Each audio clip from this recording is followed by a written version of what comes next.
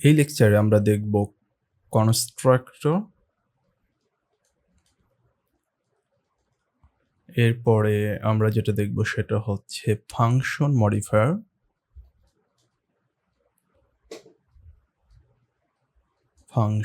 Modifier এবং lastly আমরা যেটা দেখব সেটা হচ্ছে ফাংশন ওভারলোডিং।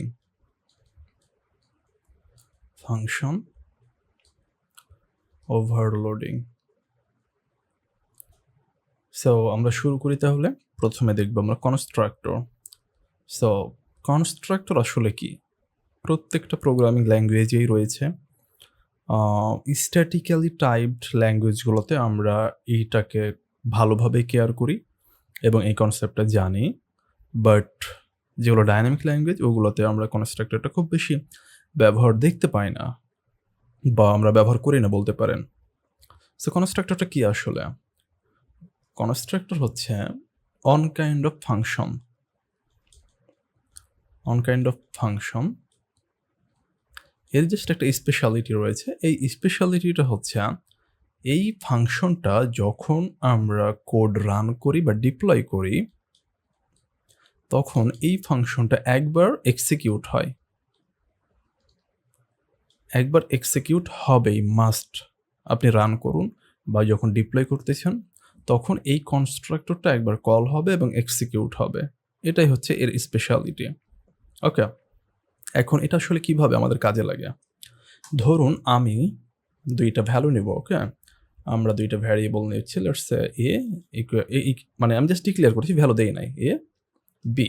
ওকে, আমি সুডো কোড লিখতেছি। সো এ এবং বি। এখন আমরা ধরুন কোনো একটা ফাংশনে গিয়ে এই ভ্যালুগুলো সেট করব। ধরুন ফাংশন সেট ভ্যালু, দেন এইখানে ধরুন আমরা সেট করব। ওকে, এইখানে সেট করব। এখানে আমাদের ভ্যালু, এর ভ্যালু আমরা ইচ্ছে মতো দিতে পারি, বাট সেট করার আগেও আমি কনস্ট্রাক্টর লিখে আমি এদের একটা বাই ডিফল্ট ভ্যালু দিয়ে দিতে পারি। যেমনটা কনস্ট্রাক্টর লেখার নিয়ম মানে সিনট্যাক্স এক একটা প্রোগ্রামিং ল্যাঙ্গুয়েজে এক এক রকম। যেটা ইন সলিডিটি সেটা আমরা দেখব। এখানে কনস্ট্রাক্টর কিওয়ার্ড রয়েছে, এরপরে হচ্ছে প্যারেন্থেসিস, এখানে আমাদের কন্ট্রাক্টর নাম দিতে হবে। ঠিক আছে, তাহলে পরে একটু মিস্টেক করতেছি আমি জাভাতে বেশি কোড লিখে থাকি এবং সলিডিটিতে লিখি।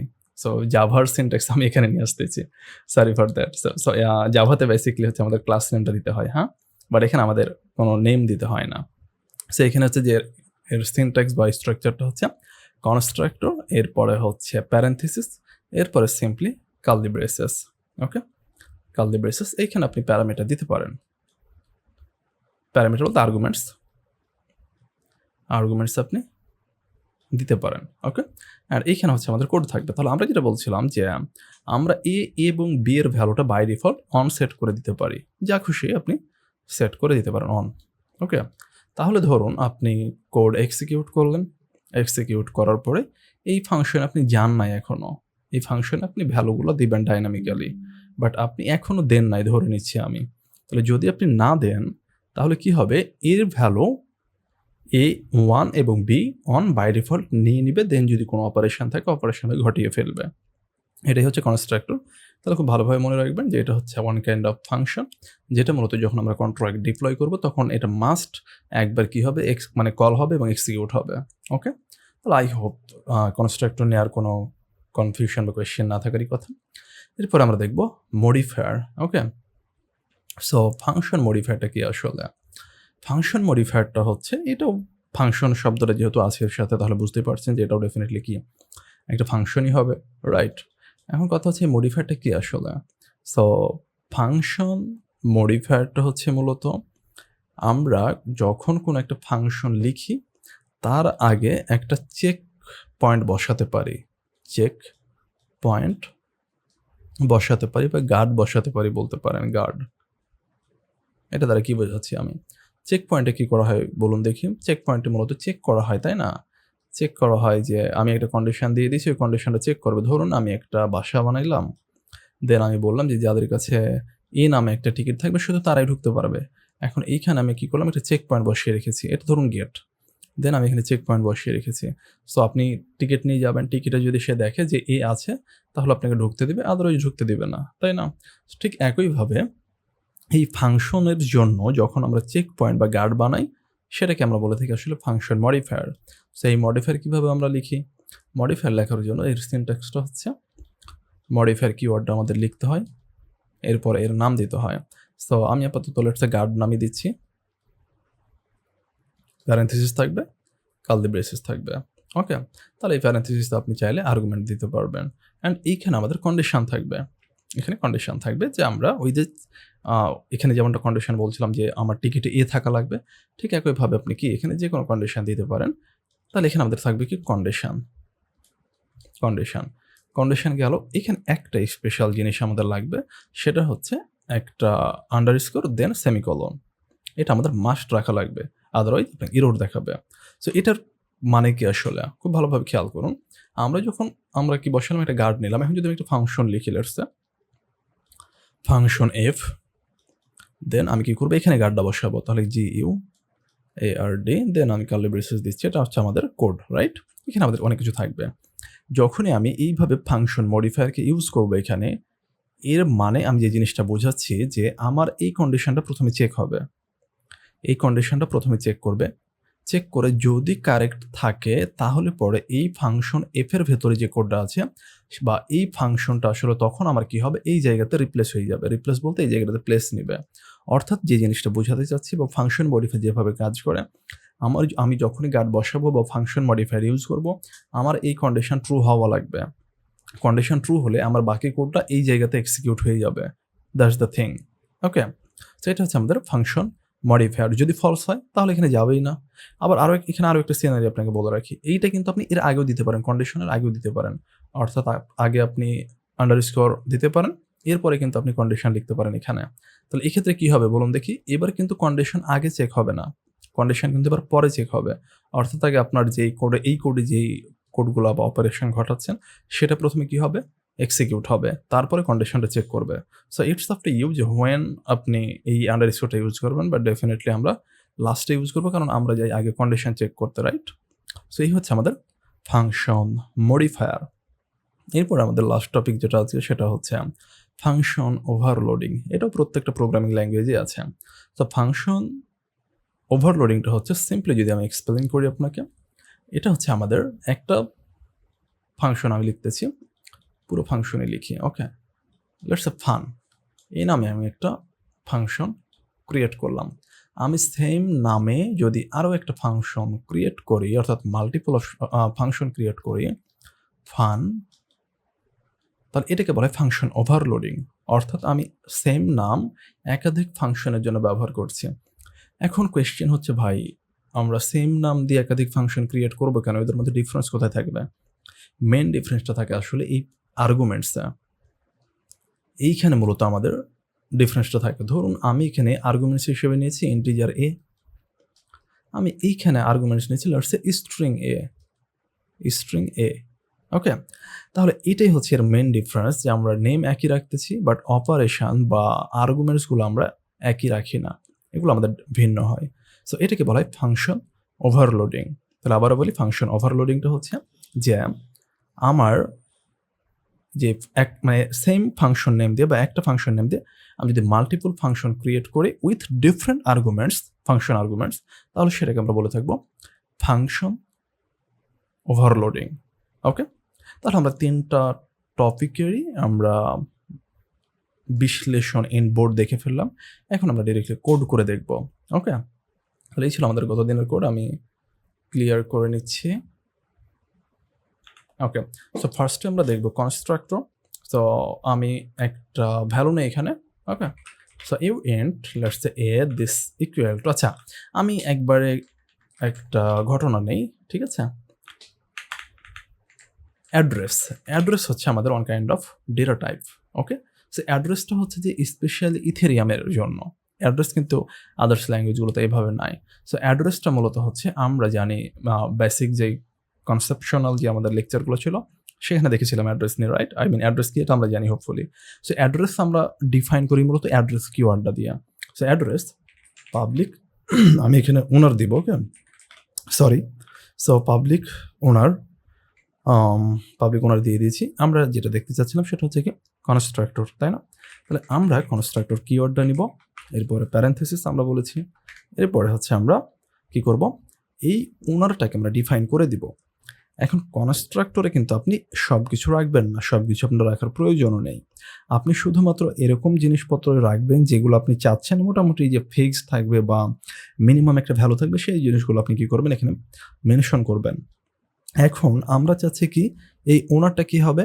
ওনারটা হবে যে এই কন্ট্রাক্টটা যে ডিপ্লয় করবে। অর্থাৎ এই কন্ট্রাক্টটা আমি ডিপ্লয় করতেছি, রাইট? আমার এই যে এই অ্যাড্রেস দিয়ে C4 লাস্টে এই অ্যাড্রেস দিয়ে ডিপ্লয় করছি, তাহলে এর মানে হচ্ছে আমি ওনার। এটা আমি চাচ্ছি। তাহলে কিভাবে সেটা করতে পারি? আমি simply owner this equal two message.sender। message.senderটা হচ্ছে আমরা বলেছিলাম এটা একটা গ্লোবাল ভ্যারিয়েবল, রাইট? সো এই গ্লোবাল ভ্যারিয়েবলটা মূলত নির্দেশ করে আমি এই যে অ্যাকাউন্টটা ইউজ করতেছি না, এই অ্যাকাউন্টটা হচ্ছে আমার। মানে আমি সেন্ড করতেছি। message.sender মানে হচ্ছে এই অ্যাকাউন্টের থ্রুতে আমি এখানে ট্রানজ্যাকশনগুলো করতেছি। তাহলে এটা হচ্ছে আমি message.sender এই অ্যাকাউন্টটা। তাহলে আমি এই অ্যাকাউন্টের থ্রুতে যেহেতু ডিপ্লয় করব, তাহলে আমাকে কি করে দিচ্ছি? ওনার অ্যাসাইন করে দিচ্ছি। ঠিক আছে? তাহলে এটা তো ফিক্সড থাকবে, রাইট? এটা কি চেঞ্জ হবে? না, ফিক্সড থাকবে। তাহলে আমি চাচ্ছি কি যে এখানে যাতে কোনো ক্ল্যাশ পরবর্তীতে না ঘটে, দ্যাট হচ্ছে আমি এটা মেনশন করে দিলাম। ওকে? তাহলে এটা হচ্ছে সিম্পলি কনস্ট্রাক্টর। কনস্ট্রাক্টর দেখে ফেললাম, এবার আমরা মডিফায়ারটা দেখে ফেলি। তাহলে আমরা বলেছি কি যে মডিফায়ার হচ্ছে কি? মডিফায়ার হচ্ছে ফাংশনের গার্ড। তার আগে আমি একটা এখানে নাম্বার নিয়ে নেব। ওকে? ইউএন্ট পাবলিক নাম্বার, লেটস নাম্বার নিলাম। ওকে? সো আমি একটা ফাংশন এখানে লিখবো এখন। ফাংশন লেটস set number, দেন ইউএন্ট আমি নাম্বার দিচ্ছি, অ্যান্ড এখানে আমরা ভিউ করব public view and set number. আমরা শুধু যেহেতু এখানে সেট করবো, সুতরাং আমাদের রিটার্ন করতেছে না। ওকে? সো আমরা লিখলে দিচ্ছে। ওকে? সো আমরা যেহেতু মডিফাই করছি, আমাদের ভিউ এখানে ইউজ করার প্রয়োজন নেই। ওকে? তাহলে আমরা নাম্বারটা সেট করে ফেললাম। এখন আমরা যে জিনিসটা চাচ্ছি, দেখুন আমি সোফার যদি কি করি আপনাদেরকে প্রথমে দেখাই। আমি ডিপ্লয় করি, এটাকে ডিপ্লয় করলাম। আমি এইখানে একটু ভ্যালু দিচ্ছি, লেটস সে 5, সেট নাম্বারে কল করলাম, তাহলে আমি নাম্বারটা দেখতে পারবো 5, রাইট? অলরাইট।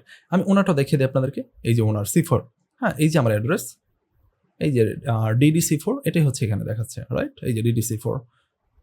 এখন কথা হচ্ছে তাহলে ওনার পেয়ে গেছি আমরা, নাম্বারটা পেয়ে গেছি। এখন আমরা যেটা চাচ্ছি যে এখানে একটা গার্ড লাগাবো। আচ্ছা, তার আগে আমি এটা দেখাই যে আমি যদি দেখুন ডিপ্লয় করা আছে আমার এই অ্যাড্রেস থেকে, আমি যদি এখানে আসি এবং যদি আমি এখানে লেটস এখন 6 দিলাম, আমি যদি সেট নাম্বার কল করি, নাম্বার দেখুন আমার 6 দেখাচ্ছে। অর্থাৎ আপনি যে কোনো অ্যাকাউন্ট থেকে কি করতে পারছেন, এটাকে অ্যাক্সেস করতে পারছেন, এই নাম্বারটাকে সেট করতে পারছেন। আমাদের উদ্দেশ্য হচ্ছে এর আগে কি করব আমরা একটা গার্ড বসাবো। আমরা চাচ্ছি যে এই যে ডিপ্লয়ের যে অ্যাকাউন্টটা, এই অ্যাকাউন্টটা শুধুমাত্র কি করতে পারবে? এই নাম্বারটা সেট করতে পারবে। This is our target. Okay? তাহলে এর জন্য আমরা যে কাজটা করবো সেটা হচ্ছে একটা ফাংশন মডিফায়ার ক্রিয়েট করবো, অর্থাৎ গার্ড ক্রিয়েট করব। তাহলে আমরা মডিফায়ারের জন্য মডিফায়ার কিওয়ার্ডটা লিখবো, এরপর আমরা এর একটা নাম দিব। তাহলে এই নাম লেটস আমি দিচ্ছি অনলি ওনার। অর্থাৎ আমি তাকে বোঝাচ্ছি যে শুধুমাত্র ওনার কি করতে পারবে? এই মডিফায়ারটাকে এই ফাংশনটাকে কল করতে পারবে, অর্থাৎ নাম্বারটা সেট করতে পারবে। তাহলে মডিফায়ার আমি কি করবো? একটা কন্ডিশন লিখে দেবো। কন্ডিশন লেখার জন্য রিকোয়ার শব্দটা আমরা ইউজ করি। তো রিকোয়ার আমরা পরবর্তীতে কথা বলবো। সো আমি বলতেছি যে message.sender দিস ইকুয়াল টু যদি ওনার হয়, তাহলেই কেবল কি হবে? এই ফাংশনটা কল করতে পারবো। যদি না হয় তাহলে আমরা কি করব? যে এখানে একটা মেসেজ দিয়ে দেবো যে only owner can call this function or can set number দিচ্ছি শুধু। ওকে? Can set number. আমি যদি এখানে সেমিকোলন দিই, আমাকে একটা এরর দেখাচ্ছে। এররটা কেন বলতে পারবেন? কারণ আমরা বলেছিলাম যে মডিফায়ারকে কমপ্লিট করতে হলে অবশ্যই আমাদের কি করতে হবে? আন্ডারস্কোর এবং সেমিকোলন এটা ব্যবহার করতে হবে। এটার স্ট্রাকচার বা সিনট্যাক্স। ওকে? তাহলে আমাদের মডিফায়ার লেখা কমপ্লিট। এখন আমরা কি করব? সিম্পলি এইখানে অনলি ওনারকে পাস করে দিব। অনলি ওনার। তাহলে কি হলো? আমাদের একটা চেক পয়েন্ট বসে গেল এখানে। তাহলে এই প্রথমে কি করবে? এই মেসেজটাকে চেক করবে। message.senderটা কি ওনার? যদি ওনার হয় তাহলে এটাকে ইমপ্লিমেন্ট করতে দিবে, আদারওয়াইজ দিবে না। সো দেখুন আমি যদি এটাকে ডিলিট করে দিচ্ছি এবং আমি আবার ডিপ্লয় করছি। আমি আগের অ্যাকাউন্ট থেকে ডিপ্লয় করি। ওকে? এটা ডিলিট করে দিলাম, এটাকে ডিপ্লয় করলাম, অ্যান্ড আমি একটু টার্মিনালে যাব। সো এটা কিন্তু আমাদের সাকসেসফুল হয়েছে, রাইট? গ্রিন কালার দেখাচ্ছে। অলরাইট, আমি এবার যদি ওপেন করি অ্যান্ড এখানে একটা ভ্যালু দেই, লেটস সে আমি 10 দিচ্ছি। সেট নাম্বার 10 দেখাচ্ছে আমাকে। ভালো কথা। ওনার কে? C4। আমি যদি এখন অ্যাড্রেসটা চেঞ্জ করি, এখানে আসি এবং এখন যদি আমি লেটস সে একটা 20 ভ্যালু দেই, সেট নাম্বার করে দেখুন আমাকে এরর দেখাচ্ছে। দেখতেছেন? আমার এখানে রেড কালার চলে আসছে এবং এররটা আমি কি বলতেছি, আমি যে মেসেজটা লিখেছিলাম এই যে মেসেজটা দেখুন, এই যে এখানে বলতেছে reason provided by the contract only owner can call this function or can set number. So এই কারণেই মূলত আমরা চেক পয়েন্ট বা গার্ড বসানোর জন্য কি ব্যবহার করি, ফাংশন মডিফায়ার ব্যবহার করি। তাহলে আই হোপ যে আপনাদের ফাংশন মডিফায়ার নিয়ে আর কোনো কনফিউশন নাই বা কোয়েশ্চেন নাই, থাকলে তো অবশ্যই করবেন। অলরাইট, তাহলে আমরা কনস্ট্রাক্টর ফাংশন দুইটাই দেখে ফেললাম। এবার যেটা আমরা দেখবো সেটা হচ্ছে আমরা দেখব এবার overloading, function overloading. Okay, so function overloading দেখার জন্য আমি প্রথমে একটা ভ্যালু নিব, uint public value. Okay, and আমি কনস্ট্রাক্টর এখানে ক্রিয়েট করে দেই, ইউ ইন্ট ইনিশিয়াল ভ্যালু। তাহলে বলেছিলাম যে আপনি চাইলে ইনিশিয়াল ভ্যালু এখানে কি করতে পারবেন, দিয়ে দিতে পারবেন। সো ভ্যালু ইকুয়াল আমি কি করতেছি, ইনিশিয়াল ভ্যালুকে অ্যাসাইন করে দিচ্ছি। ওকে, এবার আমরা যেটা করব ফাংশন ওভারলোডিং ক্রিয়েট করব। এর জন্য প্রথমে আমরা যেটা করব, একটা ফাংশন ক্রিয়েট করি, ফাংশন সেট ভ্যালু। এখানে আমি একটা আর্গুমেন্ট নিচ্ছি ভ্যালু নামে, দেন পাবলিক, কোনো কিছু রিটার্ন করব না, ভ্যালু ইকুয়াল টু ভ্যালু। ওকে, তাহলে এখানে আমি একটা ভ্যালু সেট করতেছি। আমি আরও একটা ফাংশন ক্রিয়েট করব সেম নামে, ফাংশন সেট ভ্যালু। এবার আমরা কি করব, আমরা স্ট্রিং নিব, দেন আমি এখানে ভ্যালু নিচ্ছি, ভ্যালু। ওকে, এখন আমার এইখানে মেমোরি কেন নিচ্ছি এইটা আমরা পরবর্তীতে জানবো, আপাতত না। আমি ভিজিবিলিটি দিয়ে দিই পাবলিক, দেন হচ্ছে আমরা কার্লি ব্রেসেস নেব, আমাদের একটা কার্লি ব্রেসেস বেশি হয়ে গেছে। ওকে, দেন এইখানে আমি কি করব, এবার এই ভ্যালুটা হবে আমার এই ভ্যালুটা হবে ডিফারেন্ট। আমি এখানে একটা গ্লোবাল ভ্যারিয়েবল নিব। সো আমি এখানে টাইপ কাস্ট করতেছি, ইউ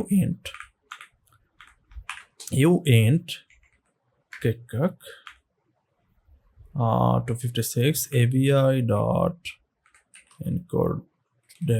encode packed and এইখানে দিয়ে দেবো আমি ভ্যালু। সো আমি যদি একটু এটা আপনাকে এক্সপ্লেন করি, এখানে আমরা সেমিকোলন দিব অবশ্যই। সো ঘটনা দেখুন, বুঝার চেষ্টা করুন। আমরা দেখতেছি ফাংশন ওভারলোডিং। সো আমি কি করেছি, একটা ভ্যালু নিয়েছি, আমি কনস্ট্রাক্টরের ভ্যালুটাকে ইনিশিয়ালাইজ করেছি, ঠিক আছে। এরপরে আমি সেট ভ্যালু নামে একটা ভ্যালু নিচ্ছি, ফাংশন নিচ্ছি। দেন এইখানে আমরা কি করেছি, ইন্টিজার নিয়েছি। দেখুন ইন্টিজার নিয়েছি, আমি ইন্টিজার নিয়ে আমি এটাকে অ্যাসাইন করে দিয়েছি। আমি সিমিলার নামে আরও একটা ফাংশন নিলাম। এবার কিন্তু আমি আর্গুমেন্টে নিয়েছি স্ট্রিং, কারণ আমার আলটিমেট উদ্দেশ্য হচ্ছে একটা এনক্রিপ্টেড ভ্যালু আমি নিব। এখন এনক্রিপ্টেড ভ্যালু নেওয়ার জন্য আমরা এই লাইনটা লিখেছি, এটা আমরা পরবর্তীতে জানবো। এখন এটার ডেফিনেটলি আমার ইভেন্ট দেওয়া লাগবে, কারণ কি আমার যেটা মেন ভ্যালু এটা কিন্তু ইভেন্ট নিয়েছি। তাহলে আমি জাস্ট স্ট্রিং নিয়ে আমি জাস্ট টাইপ কাস্ট করে নিয়েছি। এখন কোয়েশ্চেন হচ্ছে টাইপ কাস্ট কি ভাই? চলুন টাইপ কাস্টটা একটু দেখিয়ে ফেলি আপনাদেরকে। সো টাইপ কাস্ট মানে হচ্ছে আসলে আমি ধরুন একটা ইন্টিজারে ভ্যালু নিয়েছি ভি, আমি এটাকে স্ট্রিং বানাইতে চাচ্ছি, স্ট্রিং।